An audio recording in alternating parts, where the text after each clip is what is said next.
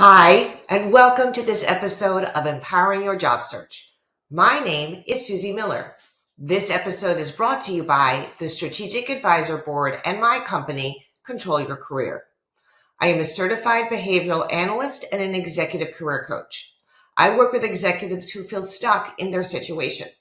I coach executives to control their career by giving them the tools and methodology to land their next awesome opportunity and then to control their overall career path until they don't want to work anymore. So the big topic this week seems to be stories on a resume, or people wanting to tell their story on a resume or on a LinkedIn profile or in a conversation. A couple of executives have come to me and said, I'm ready to tell my story. I'm ready to get the next job. I'm ready to tell my story. And I have to explain to them that your resume is not a story. Your resume is really a series of statements about your value add, your leadership impact, and what you bring to the table, to the next company.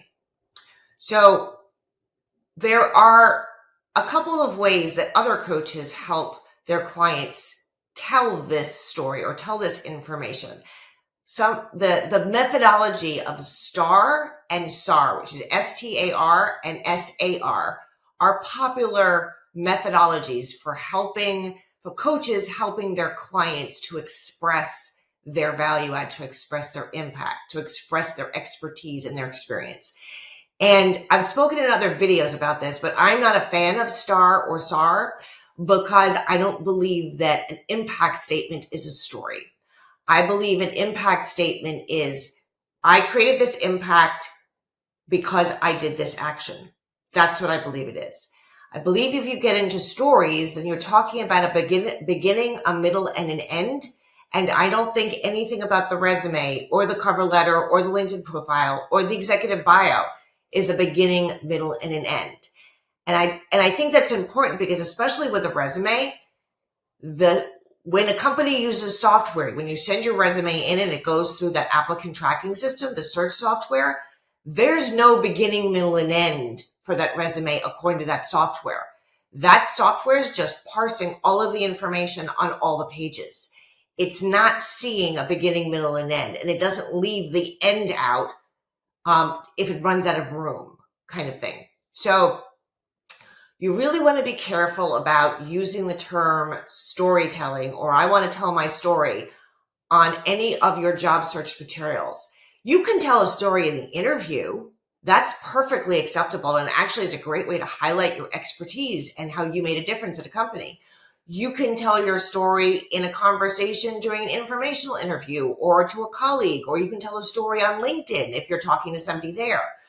But in terms of putting the information on your resume and your LinkedIn and your cover letter and your executive bio, I really recommend that you don't use stories there. I want you to use statements, individual statements that clearly state the impact that you had on the company and how you created that impact, the value add you brought to the company and how you brought that value add, how your leadership skills benefited the company. That's the statement that you want to make, and you don't want to tell it with a story. You want to tell it straight with a very specific, short, precise, focused method, specific formula. And I can show that to you, but let's just stay away from stories. They tend to get too long and too complicated, and let's get shorter and more focused and make all that information on your resume statements instead. Bold, focused, awesome statements about your expertise. So thank you for watching today's episode of Empowering Your Job Search. I hope this was helpful to you in your career. If you need further information, just click on the link in the description and I'll be glad to talk to you further about all of this. Don't forget to comment, like, and subscribe to this channel so you get valuable daily updates. I'll talk to you soon.